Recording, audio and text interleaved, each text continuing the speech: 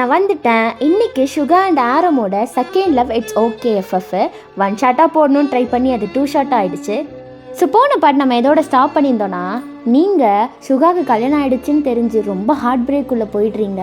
அங்கே இருக்கவே கூடாதுடா சாமின்னு சொல்லிட்டு நேராக கிளம்பி போய் பெருக்கிட்ட உட்காந்து அழுவ ஆரம்பிச்சிடுறீங்க. அதில் தான் ஸ்டாப் பண்ண இப்போ கண்டினியூ பண்ணிடலாம். ஸோ இது பிடிஎஸ் எஃப்எஃப் ஐலாண்ட். இந்த எஃப்எஃப் உங்களுக்கு பிடிச்சிருந்தா லைக், ஷேர், கமெண்ட் அண்ட் எல்லாம் சப்ஸ்கிரைப் பண்ணிவிடுங்க. எப்போ வாங்க எஃப்எஃப்குள்ளே போகலாம். எஃப்எஃபோட ஸ்டார்டிங்கில் நேராக போய் பெரிகிட்ட தான் உட்காந்து ஒப்பாரி வைக்கிறீங்க. பெரி உங்ககிட்ட, மச்சாங்க பாரு, நீ அழுகிறதுனால எதுவும் மாற போகிறதில்ல. அவர் கல்யாணம் ஆகிடுச்சு, ஹி ஹேஸ் அ ஃபேமிலி. இதுக்கப்புறம் உங்ககிட்ட வரப்போகிறதில்ல. நீ அவரை லவ் பண்ண, உன்னோட பாஸ் ஓகே, பரவாயில்ல விடு, இதுக்கப்புறம் எதுவும் வேண்டாம். உன்னோட லைஃப்பில் கான்சன்ட்ரேட் பண்ணு, ஃபோக்கஸ் ஆன் யுவர் செல்ஃப். உன்னோட அம்மா அப்பா தம்பியை பாரு, ஜேஹோப் எவ்வளோ இன்னசென்ட், அவங்களுக்காக வாழ ஆரம்பி. வயன் விடு, இதுக்கெலாம் அழுகிறாளா நீ, விடு பெரி அப்படின்னு இன்னும் கதறி கதறி அழுதுட்ருக்கீங்க. ஸோ அப்படியே டேஸ் பாஸ் ஆகுது. உங்கள் அம்மா அப்பா அவங்கள மேரேஜ் பண்ணிக்க சொல்லி ரொம்ப ஃபோர்ஸ் பண்ணுறாங்க. உங்களால் அந்த ப்ரெஷரை தாங்கிக்கவே முடியல. உங்கள் அப்பாவுக்கு டக்குன்னு ஹார்ட் அட்டாக்கே வந்துடுது. நீங்கள் ஹாஸ்பிட்டலில் அட்மிட் பண்ணிடுறீங்க. அவரும் ஓரளவு கான்ஷியஸ் வந்துட்டு உங்களை தான் உள்ளே கூப்பிடுறாரு. அப்போ நீங்கள் உங்கள் அப்பா கையை பிடிச்சிக்கிட்டு, அப்பா அப்பா உங்களுக்கு ஒன்றும் ஆகாதுப்பா, நான் இருக்கேன்ப்பா, நான் பாருங்கள் ஜேஹோப்லாம் அம்மா எல்லோரும் இருக்கோம்ப்பா, நீங்கள் தயவு செஞ்சு இனிமேல் டென்ஷன் ஆகாதீங்கப்பா, கவலைப்படாதீங்கப்பா. என் கவலையே உன்னை பற்றி தானம்மா. நீ ஒரு கல்யாணம் பண்ணிக்கணும், உன் லைஃப்பில் செட்டில் ஆகணும், நிறையா இருக்குமா, எங்கே அதெல்லாம் பார்க்காமலே போய்டுவோமோன்னு பயமாக இருக்கு. அப்பா என்னப்பா இந்த நேரத்தில் கல்யாணத்தை பற்றி பேசுகிறீங்க? இல்லைம்மா, எனக்கு வேறு எப்போ பேசுகிறதுன்னு தெரியல. எனக்கு ரொம்ப முடியல வயன், என்னாச்சுன்னு தெரியல, வயசாகுதில்ல. நீ ஒரு கல்யாணம் பண்ணிக்கோ வயன், நான் பார்த்துட்டு நிம்மதியாக செத்து போயிடுறேன். அப்பா இப்பெல்லாம் பேசாதீங்கப்பா அப்படின்னு நீங்கள் பேசிகிட்டு இருக்கீங்க. உங்கள் அம்மாவும் வந்து உங்கள்கிட்ட சொல்கிறாங்க கல்யாணம் பண்ணிக்க சொல்லி. என்ன பண்ணுறதுன்னு தெரியல. ஜேஹோப் மடியில் படுத்துட்டு தான் அழுவுறீங்க. அப்போ ஜேஹோப் உங்ககிட்ட, அக்கா நீங்கள் பாரு, சின்ன வயசில் அம்மா அப்பா ஏண்டா தெருவில் கிடக்கிற நாய் பூனை எல்லாம் தூக்கிட்டு வீட்டுக்கு வரேன்னு திட்டும் போதெல்லாம் நீ தான் இவனுக்கு இதில் தான் சந்தோஷம், இதுதான் அவனுக்கு இன்ட்ரெஸ்ட்டு, பண்ணட்டோன்னு சப்போர்ட் பண்ணுவேன். இப்போ என்னால் உனக்கு சப்போர்ட் பண்ண முடியல, என்னால் அப்பெல்லாம் பேச முடியாதுக்கா. நான் இன்னும் சின்ன பையன்தான், நான் ஜஸ்ட்டு காலேஜ் செகண்ட் இயர் தான் படிக்கிறேன். ஆனால் நீ அப்படி இல்லை, நீ வேலை செய்கிற, எங்களை எல்லாரையும் பார்த்துக்கிற, காசு கொடுக்குற, உனக்கு தெரியும் உன் லைஃப்க்கு எது கரெக்டுன்னு சொல்லிட்டு.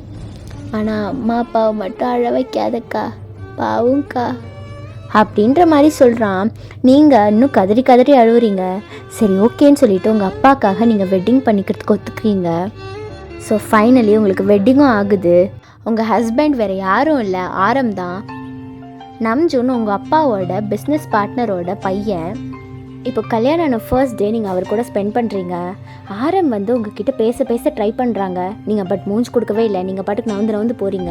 இப்படியே நிறைய நாள் போயிட்டுருக்கு. நீங்கள் பேசலன்னு சொல்லிட்டு ஆரமும் பேசல, உங்களுக்கு ஸ்பேஸ் கொடுத்து அப்படியே விட்டுட்டாரு.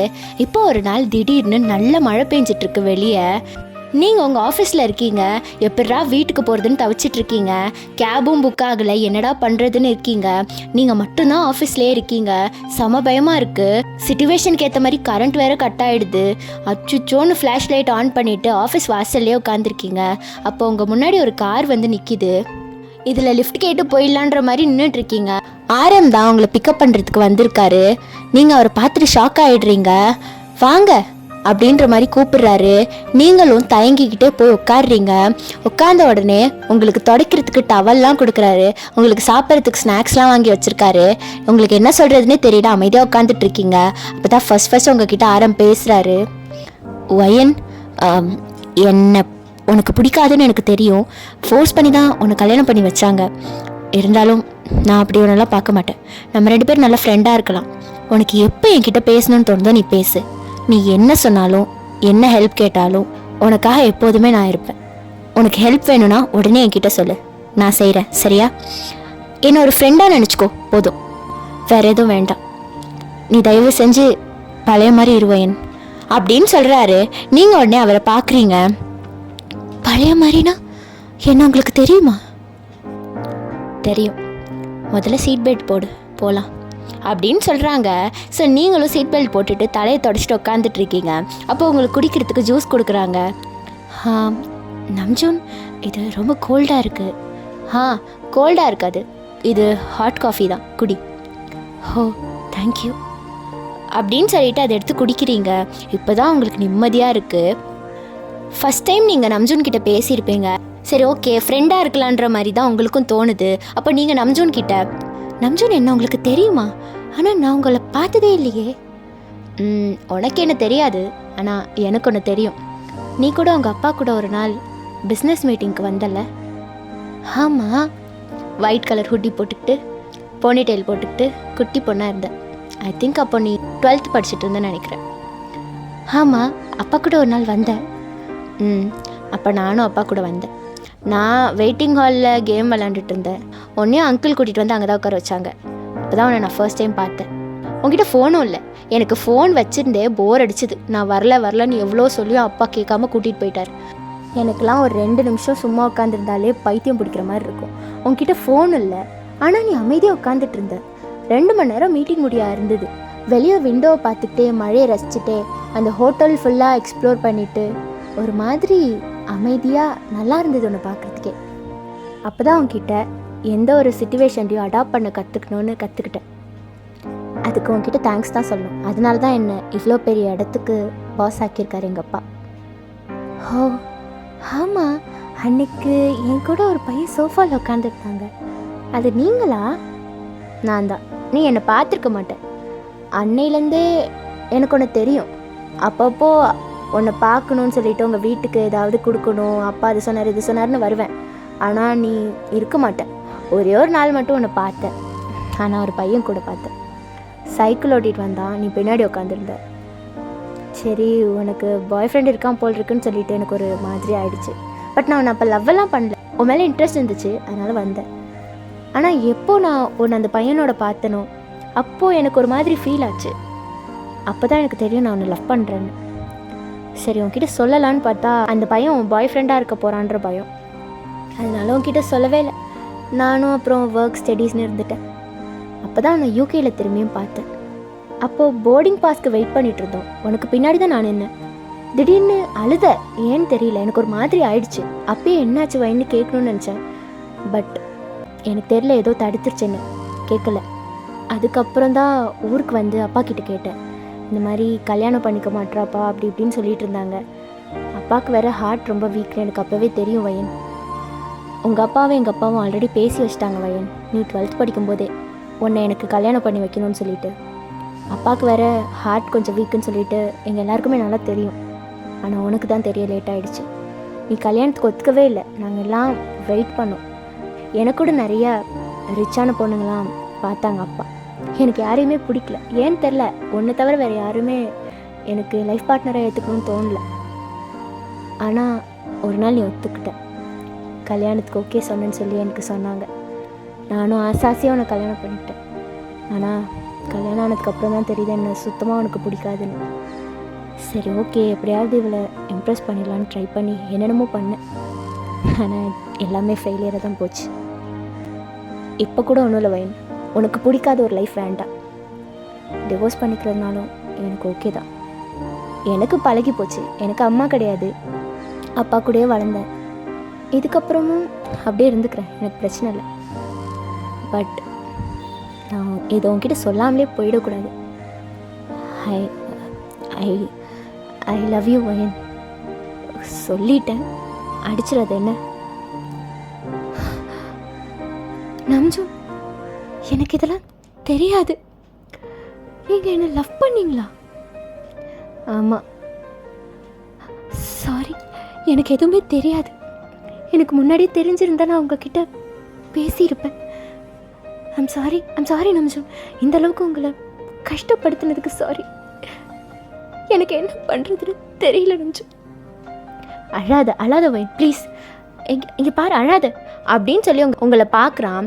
நீங்கள் என்ன நினச்சிங்கன்னு தெரில. டக்குன்னு போய் அவனை ஹக் பண்ணிக்கிறீங்க. ஹக் பண்ணிவிட்டு ஃபஸ்ட் டைமாக ஓப்பன் அப் ஆகி அழுவுறீங்க.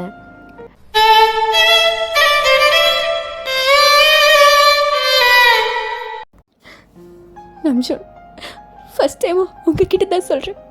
இதுக்கு முன்னாடி என் ஃப்ரெண்டு பேருக்கு தெரியும். நான் ஒரு பையனை ஸ்கூல் டேஸில் லவ் பண்ணேன். அவன் என்னை விட சீனியர். ஒரு நாள் மழையில் தான் பார்த்தேன். பூனைக்குட்டி பின்னாடியே வருவான். நானும் சீனியர் போவேன். என்ன நடந்ததுன்னே தெரியல. நம்பிச்சு ஒரு பெரிய இடி இடிச்சு என் லைஃபே மொத்தமாக டெஸ்ட்ராய் ஆயிடுச்சு. அவங்க டென்டல் படிக்கணும்னு ஆசைப்பட்டாங்க. அவங்களுக்கு யூகேயில் அட்மிஷனும் கிடச்சிது. அதனால் கிளம்பி போயிட்டாங்க. அதுக்கப்புறம் ஒரு நாள் என்னை பார்க்க வந்தாங்க. அவங்க பிஹேவியரை வேறு மாதிரி இருந்தது. சரி பரவாயில்ல, நம்ம லவ் பண்ண பையன் தானே, நம்ம நல்லா செட்டில் ஆகிட்டு ஒரு பொசிஷன் வந்துட்டு அவங்கக்கிட்ட போய் ப்ரப்போஸ் பண்ணலாம், கல்யாணம் பண்ணிக்கலான்னு ஆசையாக கனவோடு இருந்தேன். ஆனால் ஒரு நாள் நான் யூகே போய் பார்த்தப்போ தான் தெரிஞ்சுது அவங்களுக்கு ஆல்ரெடி வெட்டிங் ஆகியிருக்கு. ஏற்கனவே அவங்க 2 பேரும் வாழ்ந்துட்டு இருக்காங்கன்னு எனக்கு அப்போ தான் தெரிஞ்சுது. ரொம்ப உடஞ்சி போயிட்டேன். நம்ம சொன்னேன், எனக்கு அந்த டைமில் என்ன பண்ணுறதுன்னு தெரியல. உங்ககிட்ட இன்னொன்று சொல்லணும். ஸ்கூல் படிக்கும்போது ஒரு நாள் என் வீட்டுக்கு வந்து சாரி நம்ம சொன்னேன், உங்களை ஏமாற்றணும்னு நான் கல்யாணம் பண்ணிக்கல. ஆனால் எங்கே இதெல்லாம் உங்ககிட்ட சொல்லாமல் எனக்குள்ளேயே வச்சு நான் கில்ட்டாகி இறந்துருவணும்னு பயமாக இருக்குது. அதை சொல்லிட்டு என்னை மன்னிச்சிருங்க. நம்ம சொன்னேன், இப்போ கூட ஒன்றும் இல்லை, இந்த மாதிரி பொண்ணு கூட நீங்கள் வாழ வேணாம்னு நினச்சி டிவோர்ஸ் கூட படிக்கலாம், எனக்கு பிரச்சனை இல்லை. நான் டிவோர்ஸ்லாம் பண்ண மாட்டேன் வேணும்னு. இங்கே பாரு, உனக்கு என்ன ஆனாலும் சரி, நீ எப்படி இருந்தாலும் சரி, நீ ஒரு குழந்தைய வச்சுட்டு வந்திருந்தாலும் நான் உன்னை ஏற்றுட்டு இருந்திருப்பேன். ஏன்னா எங்கள் அம்மா மாதிரி நீ வேணும். அப்படியே எங்கள் அப்பாவும் இப்படி தான். கல்யாணத்துக்கு முன்னாடி பேங்காக் கோவான்னு ஏகப்பட்ட ஊருக்கு போய் மோசமான பிஹேவியரில் இருந்தாங்க. ஆனால் ஒன்ஸ் எங்கள் அம்மாவை கல்யாணம் பண்ணதுக்கப்புறம் ஷீ டோட்டலி சேஞ்ச்டு ஹிம். அப்புறம் அப்பா புதுசாக இருந்தாங்க. அதனால மட்டும்தான் இந்தளவுக்கு வளர முடிஞ்சுது. இவ்வளோ பெரிய சாம்ராஜ்யமே எங்கள் அப்பா உருவாக்குனார். அந்த மாதிரி தான் நீ வயன். உன்னை பார்த்ததுக்கப்புறம் தான் என் லைஃப்பில் எப்படி இருக்கணும்னு கற்றுக்கிட்டேன். அதனால தான் நான் இந்த இடத்துல இருக்கேன். இப்போ I'm gonna start own company. உன்னை எப்படி என்னால் வெறுக்க முடியும் சொல்லு? நீ எப்படி இருந்தாலும் நான் உன்னை கல்யாணம் பண்ணியிருப்பேன் வயன். எனக்கு நீ வேணும் வயன், புரிஞ்சுக்கோ ப்ளீஸ் அப்படின்னு உங்களை ஹக் பண்ணிக்கிறான். நீங்களும் ஹக் பண்ணி பயங்கரமாக அழுவுறீங்க.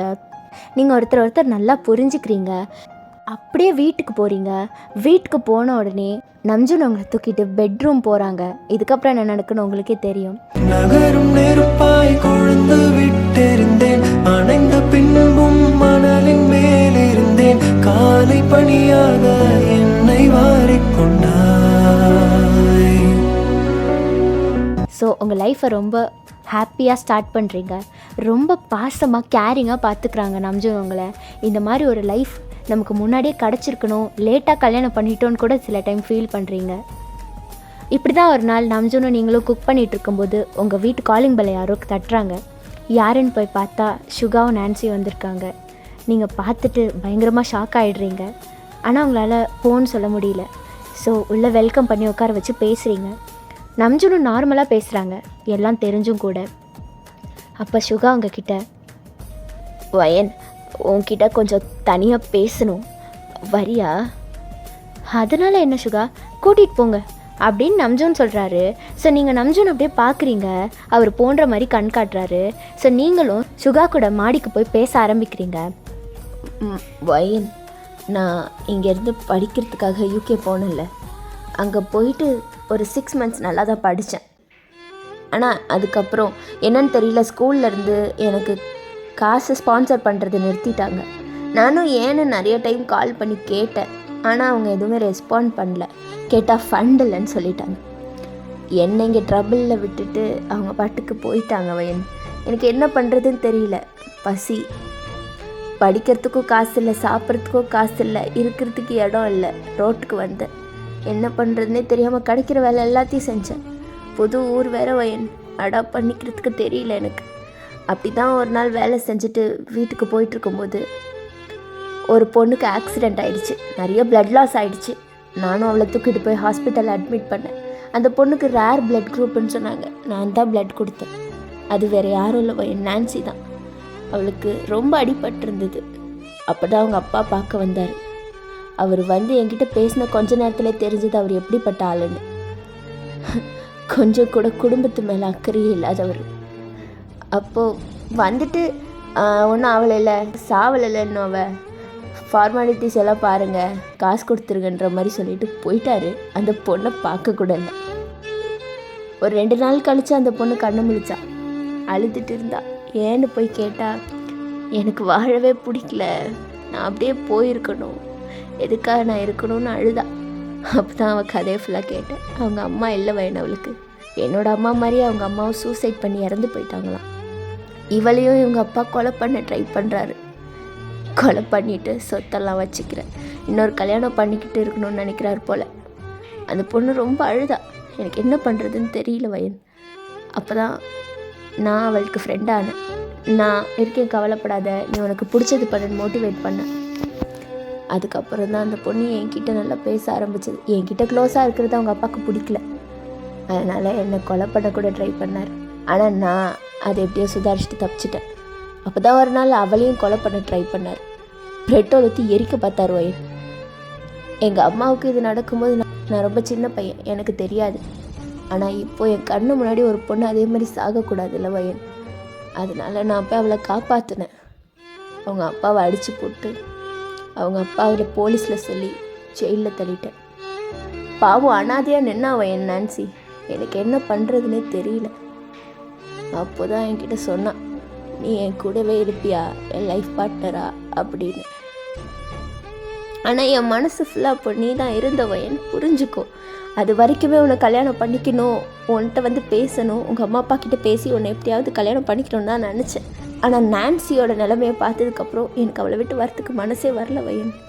பாவம் வயன் அவ. அதனால தான் அவளை கல்யாணம் பண்ணிக்க வேண்டியதாக போயிடுச்சு. இது உன்கிட்ட சொல்லக்கூடாதுன்னு இல்லை வயன். ஆனால் அவளோட ஸ்டேட்டஸ்க்கு நான் அவளை கல்யாணம் பண்ணிக்கிட்டேன்னு சொன்னால் நீங்கள் எல்லோரும் என்ன நினைப்பீங்க? அவள் பணத்து மேலே ஆசைப்பட்டு நான் அவளை கல்யாணம் பண்ணிக்கிட்டு அவள் கூட இருக்கேன்னு தானே நினைப்பீங்க. ஆனால் அது கிடையாது வயன். என்னை யார் புரிஞ்சுக்கிறாங்களோ இல்லையா, நீ புரிஞ்சுக்கணும் ப்ளீஸ். நான் கல்யாணம் விருப்பத்தோடு பண்ணிக்கல வயன். நான்சிக்கு ஒரு கார்டியனாக தான் இப்போ வரைக்கும் இருக்கேன். ஆனால் நாங்கள் சொல்லிட்டோம், உனக்கு வேறு யாரையாவது பிடிச்சிருந்துச்சுன்னா, சப்போஸ் உனக்கு வேறு லைஃப் தேடிக்கணும்னு ஆசையாக இருந்துச்சுன்னா தாராளமாக போ, நான் டிவோர்ஸ் தர ரெடியாக இருக்கேன் அப்படின்னு உன்னை பற்றிலாம் கூட அவள்கிட்ட சொன்ன வயன். ஆனால் அவள் என்னை லவ் பண்ணுறா வயன். உன்னை பற்றி சொன்னதுனால அவள் என்கிட்ட சொல்லவே இல்லை. ஆஃப்டர் மேரேஜ் தான் என்கிட்ட சொன்னான். எப்படி வயன் அந்த பொண்ணை விட்டுட்டு வர முடியும்?